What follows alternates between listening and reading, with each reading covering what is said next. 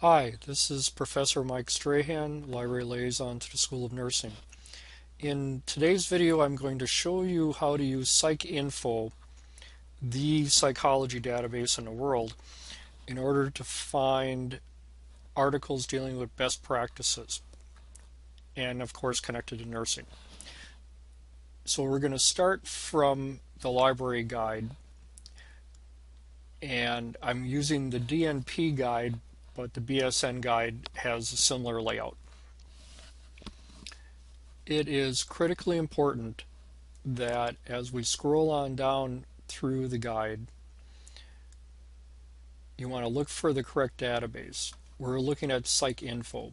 This is not a typo. PsycINFO begins in 1809 and it runs to the present. Click on the link.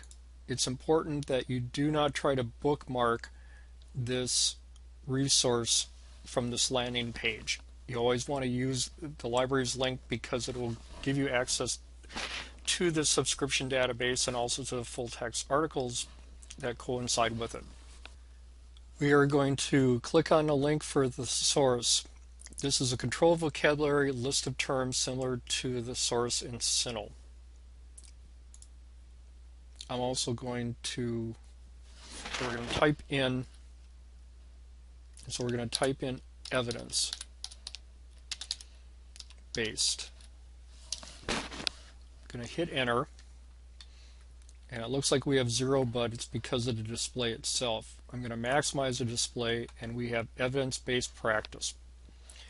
What we want to do here is we want to click on the first box, and that will expand or explode, so we'll get all the narrower terms underneath evidence-based practice. If you want to look at related terms, we can also click on this icon, and it will give us a scope note telling us what and how they use this term.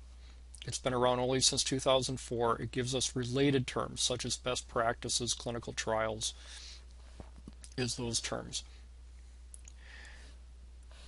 What I'm actually going to do is I'm going to ask it to either do evidence-based. I'm going to add the related term of best practices because that is similar to what we're looking for. It'll OR those terms together. Click on add to search.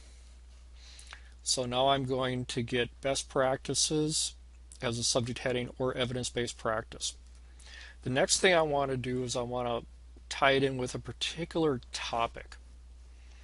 We're dealing with a psychology database, psychology and psychiatry. So I'm going to click on the thesaurus again. I'm going to type in depression. Again, I'm going to expand this listing, and I'm going to scroll on down because what I'm looking for is postpartum depression. I'm going to click on the first box, which will explode. I also want to look at some of these related terms. This is what postpartum depression is used for postnatal depression or dysphoria. It's been around since the 70s.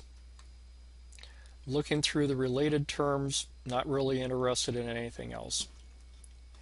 So I'm going to click on add to search. Now I've got my 2 terms that I'm going to be searching. I also want to limit this to peer-reviewed articles, and I'm going to have it search all dates. It will present results in reverse chronological order. I click on search. It runs the search. I have 19 results. Puts them in reverse chronological order. Now, the ProQuest interface provides some major advantages compared to some of the other databases. When I see get this for me and nothing else to the right, I know right away I don't have access to this journal online. We may have it in print, but I don't have access to it online. As I scroll through these, there's a Canadian network that may be something you're interested in. Scrolling further down, I have a couple of these that have their PDF, the full image of the article, already connected to PsycINFO. Same thing, you want to click on and read more about the article before you actually bring up that PDF. I also have a 2015 article, Repeated Depression Screening During First Postpartum Year. I can click on that article. I can look at those references. I also have the access to full text. When I click on that, it brings up the article itself, and same as always, you want to look at that PDF of that article. If you're using Zotero, we'll see the common link up here we can download it.